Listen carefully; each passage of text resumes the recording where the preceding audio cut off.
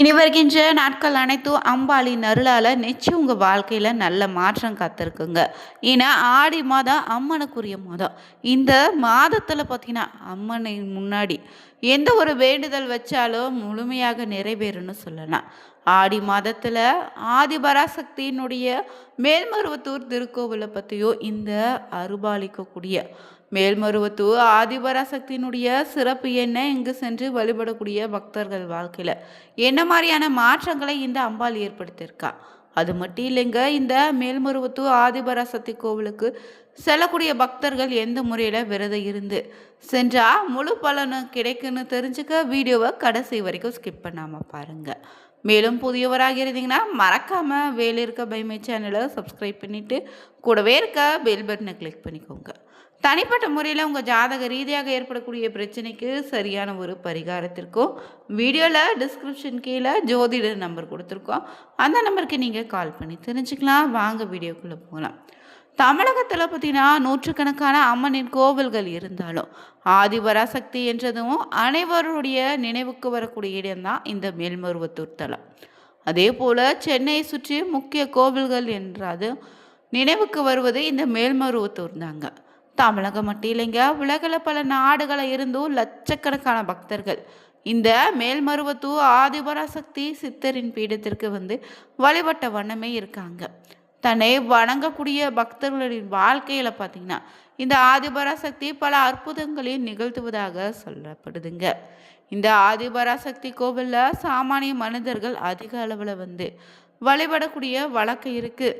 இங்கு சிறப்பு என்னன்னா, யார் வேண்டுமானாலும் அம்மனுக்கு பூஜையும் அபிஷேகமும் உள்ளிட்டவை செய்து வழிபடலாம் என்பதால் சபரிமலையை போல இந்த கோவிலுக்கு மாலை அணிந்து கொண்டு இருமுடி கட்டி வந்து வழிபடுவது முக்கிய வழிபாடு முறையாக இருக்குது. அது மட்டும் இல்லைங்க, தமிழகத்தில் ரொம்பவே புகழ்பெற்ற அம்மன் கோவில்களில் ஒன்று இந்த ஆதிபராசக்தி சித்தரின் பீடம். செங்கல்பட்டு மாவட்டம் மேல்மருவத்தூர் கோவில் அமைந்திருக்கு. இந்த தமிழகத்தில் அதிகமான பக்தர்கள் தினமும் வந்து செல்லக்கூடிய கோவிலாகவும் இந்த மேல்மருவத்தூர் ஆதிபராசக்தி கோவில் இருக்குது. இந்த கோவிலில் உருவான ஒரு கதையை தெரிஞ்சுக்கலாம். தற்போது ஆதிபராசக்தி கோவில் அமைந்துள்ள இடத்துல தாங்க 1960களில் ஒரே ஒரு வேப்ப மரம் மட்டும் இருந்திருக்கு.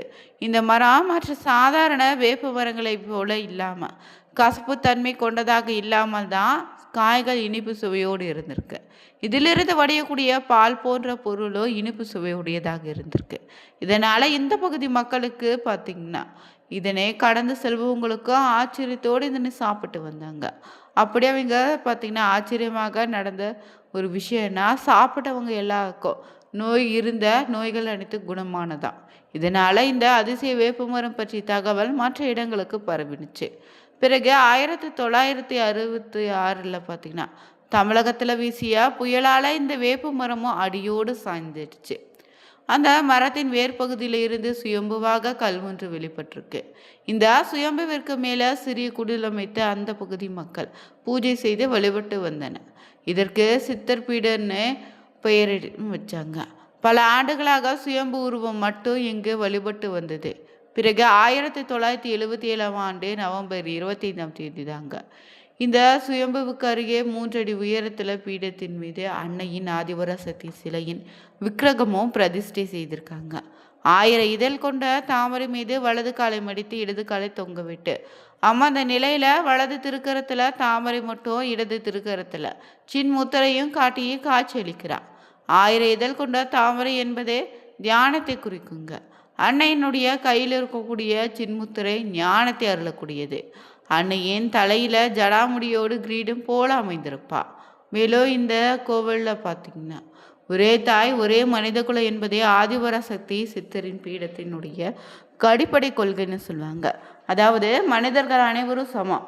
உங்களுக்கு தாயாக இருக்கக்கூடியவள் தான் அன்னை ஆதிபராசக்தி மட்டுமே.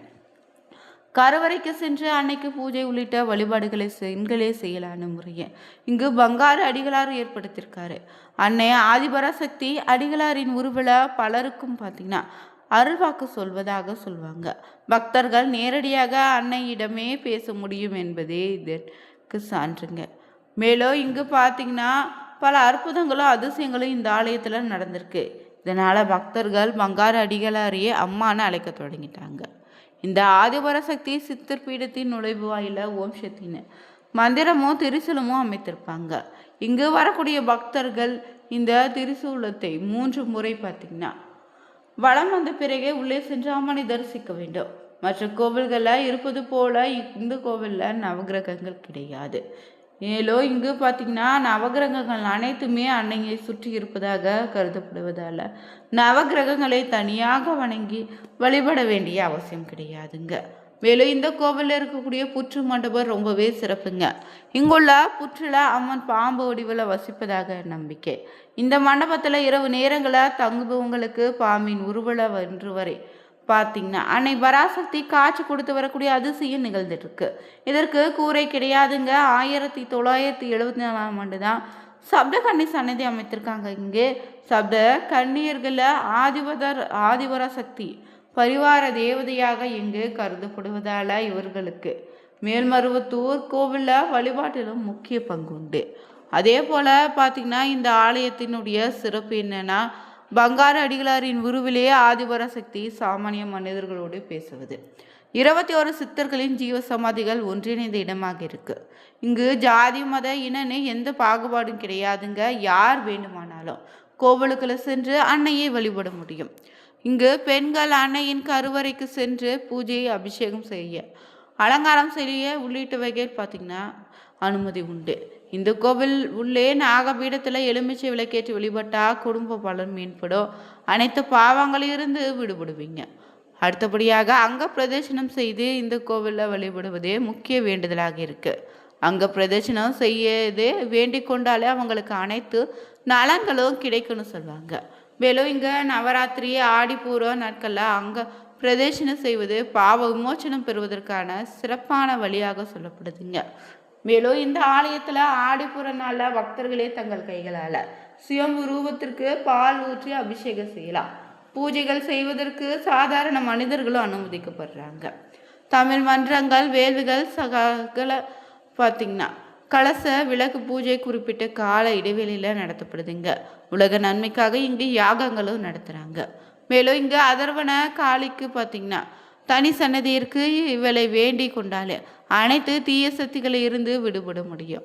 அதே போல் ஆதிபராசக்தி பீடங்கள் சக்தி மன்றங்கள் உலகம் முழுவதும் அமைக்கப்பட்டு அதன் மூலம் பார்த்திங்கன்னா பல சமூக பணிகளும் மேற்கொள்ளப்பட்டு வருது. இந்தியா, மலேசியா, இலங்கை, சிங்கப்பூர் போன்ற நாடுகளில் பார்த்திங்கன்னா இது பயன்படுத்துகிறாங்க. மேல்மருவத்தூர் ஆதிபராசக்தி கோவிலுக்கு எவர் ஒருவர் முறையாக விரதம் இருந்து இருமுடி கட்டி வந்து 108 முறை மந்திர ஜபமும் தியானம் செய்து வழிபடுவங்களுக்கு எந்த தீய சக்தியும் நெருங்காதுன்னு சொல்லப்படுதுங்க. மேலும் இந்த கோவிலுடைய நடை திறக்கக்கூடிய நேரம் பார்த்திங்கன்னா அதிகாலை 3 மணி முதல் பகல் 1 மணி வரையிலும், மாலை 3 மணி முதல் இரவு 8 மணி வரையிலும் கோவில் நடை திறந்திருக்கும். ஞாயிறு, செவ்வாய், வெள்ளி, அமாவாசை, பௌர்ணமி, சித்தர் பீட திருவிழா நாட்களில் இங்கு காலை முதல் இரவு வரை பார்த்திங்கன்னா கோவில் நடை அடைக்கப்படுவதில்லைங்க. இங்கு மேல்மருவத்தூர் ஆதிபராசக்தி சுயம்புவாய் தோன்றி இருக்கிறார். சென்னையிலிருந்து 92 கிலோமீட்டர் தொலைவில் இந்த தலம் இருக்கு. இங்கு 21 சித்தர்களின் ஜீவ சமாதியோடு ஆதிபராசக்தி கோவில் அமைத்திருக்காங்க. இதனால இதனை சித்தர் பீடன்னு சொல்லுவாங்க. இங்கு எந்தவித பாகுபாடும் கிடையாதுங்க. இங்கு சித்தர் பீடம் அமைந்துள்ள இடத்துல ஒரு பெரிய வேப்பமரம் கொம்பு கிளையாக வளர்ந்திருக்கு. அதன் அடியில் பிரம்மாண்டமான புற்று ஒன்று இருந்திருக்கு. ஒரு நாள் அந்த பெரிய வேப்ப மரத்திலிருந்து மிக்க பால் வடிய ஆரம்பித்துச்சு. தொடர்ந்து பல நாட்கள் விளைந்து கொண்டே இருந்த அந்த பாலை குடித்து பல பேர் பயன்பெற்றாங்க. பிறகு பார்த்தீங்கன்னா 1966ஆம் ஆண்டு ஒரு நாள் அடைமழை பெய்யும் போது புயலாகிய தமிழகத்தை உலுக்கியது. அப்போது அந்த பால் வடியும் வேப்பமரமும் வேரோடு பெயர்ந்து விழுந்தது. விழுந்த அந்த வேப்பமரத்தின் வேர்களுக்கு அடியிலிருந்து இந்த மானுடத்தையே ஈற்றெடுத்த அன்னை ஆதிபராசக்தி சுயம்புவாக எழுந்திருக்கா. இந்த இடம்தாங்க இப்போது மேல்மருவத்தூர் ஆதிபராசக்தி கோவிலுடைய கருவறையாக இருக்கு. கருவறைக்கு சென்று கண்குளிர அம்மனை தரிசிக்க பேரு எல்லோருக்கும் கிடைக்கிறது. பங்காரு அடிகளாரே மேல்மருவத்தூர் சித்தர்பீட ஆன்மீக குருவான இவரை அம்மானு அன்போடு அழைக்கிறாங்க. இந்தியா மட்டும் இல்லை, அமெரிக்கா போன்ற பல நாடுகளில் இருந்து வழிபடுறாங்க. இன்னைக்கு இந்த ஒரு வீடியோ பதிவில் ஆடி மாதத்தில் அம்பாளின் அருளால் மேல்மருவத்தூர் கோவிலை பற்றி தெரிஞ்சுக்கிட்டோம். இந்த வீடியோ பிடிச்சிருந்தா நீங்களும் பார்த்தீங்கன்னா மேல்மருவத்தூர் அம்மனை தரிசித்து இருந்தீங்கன்னா அம்மா போற்றின்னு, ஓம் சக்தியே போற்றி, அம்மா தாயே போற்றின்னு 3 முறை கமெண்ட் பண்ணிவிட்டு சேனலை சப்ஸ்கிரைப் பண்ணிக்கோங்க. கூடவே இருக்க பெல் பட்டனை கிளிக் பண்ணிக்கோங்க. Thank you viewers.